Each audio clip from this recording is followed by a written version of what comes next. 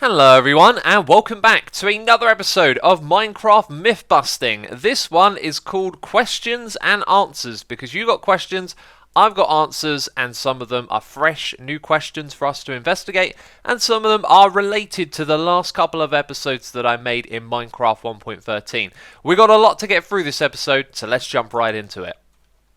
Our first question asks if throwing items on top of turtle eggs will do damage. This actually turns out to be true.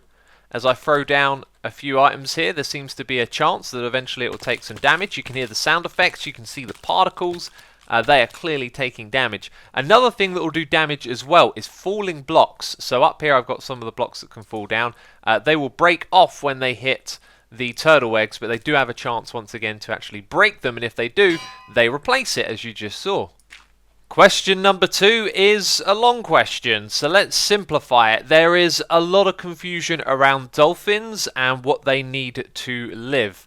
And I'll tell you the answer straight away. They need both water and air. So we have a tank over here that has the water and the air that the dolphin requires. This is the dolphin that is going to survive our test, as it can swim in the water and it can jump up into the air to breathe as well. Then we have a tank full of water. This dolphin will eventually and unfortunately die as it has no access to air blocks. Then over here we have a tank with just exclusively air and no water, and this dolphin will be the first to die.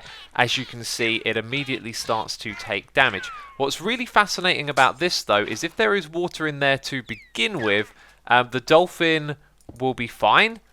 And then it will be fine for quite some time. So the water seems to give it some sort of buffer to spend more time out of water.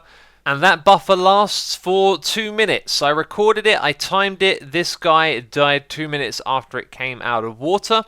And this one was spawned directly into water, and it took it 4 minutes before it started to drown from the lack of air. So those are the numbers right there. 2 minutes out of water and 4 minutes in water, and the dolphin will die. But with a mixture of both, it'll be just fine like this little guy. Question number 3 asks if magma blocks are still able to randomly remove water that is directly above them. This was a feature in 1.12, but as we know, 1.13 has changed the property of these magma blocks when they have water above them. And now what they do is they create these particle effects with the bubbles, and they pull players and entities downwards to the level of the magma block.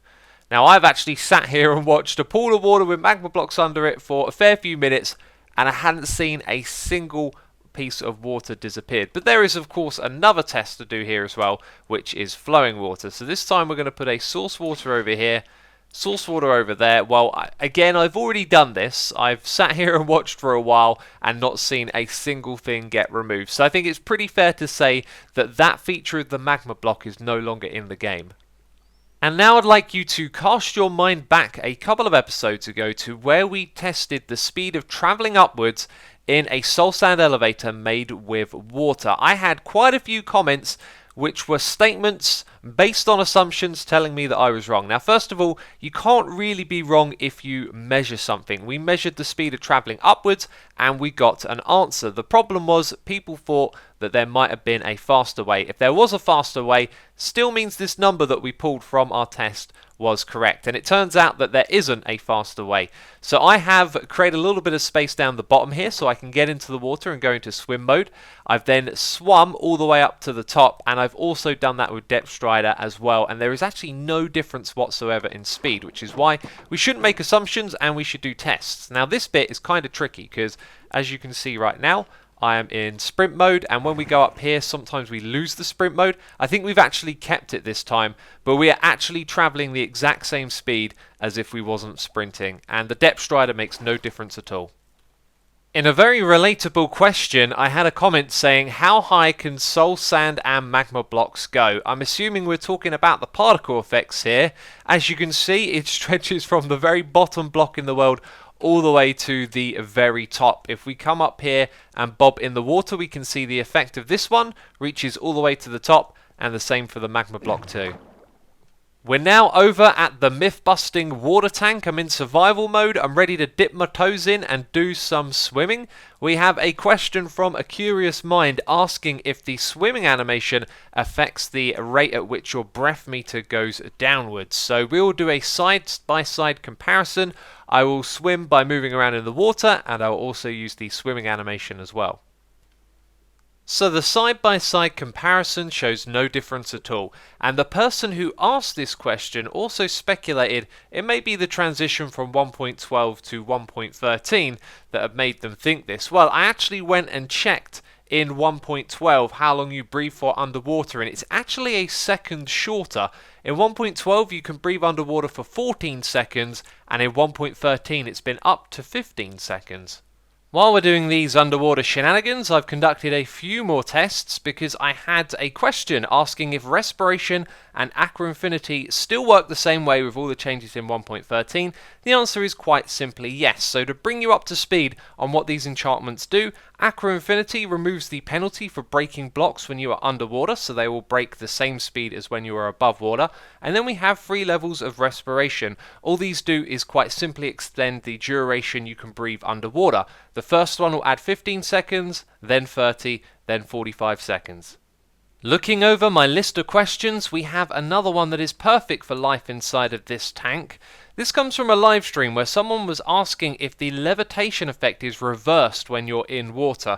Now, reversed is not the word I was used to describe this, but nerfed, because when we give ourselves levitation, which we now have, we are still sinking downwards, and even standing on the bottom of the floor, we do not rise upwards even though we have levitation. So now we stand on top of the tank and water is flowing out in different directions. I am going to give myself the levitation effect, and we're going to stay in the water stream, and then we're going to leave the water stream, and that is when we start levitating. This is actually very useful. I think we should head over to the end dimension. And here we are. I spent some time conducting some experiments. Bear in mind I had resistance 255 on the player. I just wanted to see how I could interact with the levitation effect and a water bucket. And what I discovered is that downwards flowing water would actually send the player downwards as well. So when you get struck by the shulker bullet and you start to go upwards, you can actually use the water to maneuver yourself back downwards and get inside of a building. One of the common things that happens is you get hit by a shulker bullet, you get pushed back, and now you're floating upside the building when you want to be in it. So the water bucket is extremely useful for that. So to clarify, if the player is in static water like this, the levitation has no effect. If they are in flowing water, the levitation will still be nerfed, but the player can be pushed by the water. And then when they're in downwards flowing water, that means that they can be pushed downwards. So essentially the water will take over the control of the player, and the levitation will have no effect when a player is submerged in water. And that was not something I was expecting to learn in this episode, which is why we always conduct these tests. Like with the soul sand and water test we did earlier, we are returning to literally the last episode of Mythbusting to revisit a test where I found a comment making assumptions, accusing me of being wrong. And if there's one thing I want to drive home with this message of Mythbusting, it's if you get an idea in your head, go and test it before you say it's true or not. So we tested to see if the jump boost effect would affect fishes, and I did that inside of water because water is where they live, and guess what, it didn't. Now this person with their comment had assumed that therefore I was incorrect with my testing, because if I did it out of water, that they would be able to jump up and down. Now what we learned is what we learned. We know that it doesn't work when they're in water, and then we can do a separate test to find out if the same is when they're out of water. And what you'll notice here is that the cods actually die pretty quickly, right? Well, I've added an invulnerable tag over here, which means they're not going to die from being out of the water. And what we'll find is that these fishies are not affected by the jump boost. Now it looks like they're jumping, but I'm guessing in the game code they're actually doing something which isn't called jumping, because jump boost doesn't affect it. So now we've done the test, now we know the answer, and we don't need to make any assumptions. Now there is a saying that I know you've probably heard, which is save the best for last, and we have certainly done that with this episode of Mythbusting.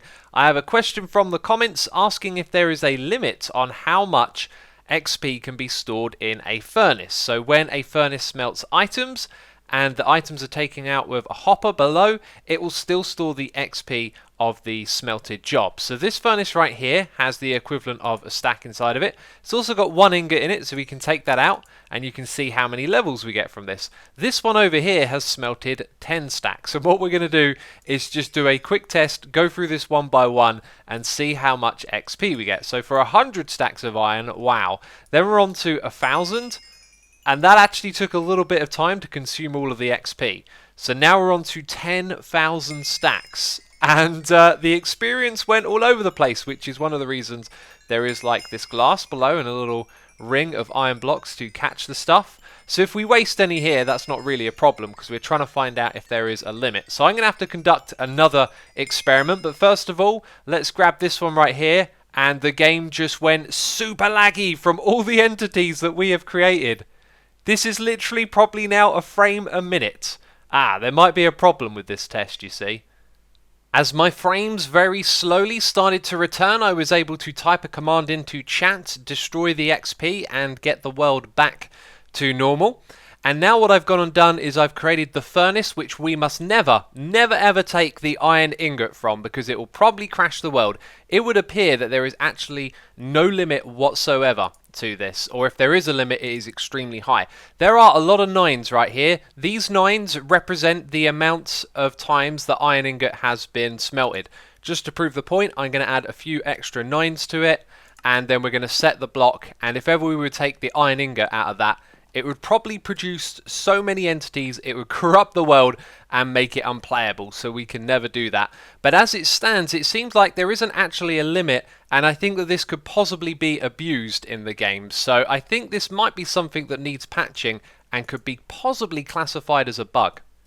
And so, my friends, with that very interesting experiment, we end this episode. If you have enjoyed it, then leave a like. If you've got questions and myths, put them in the comments down below.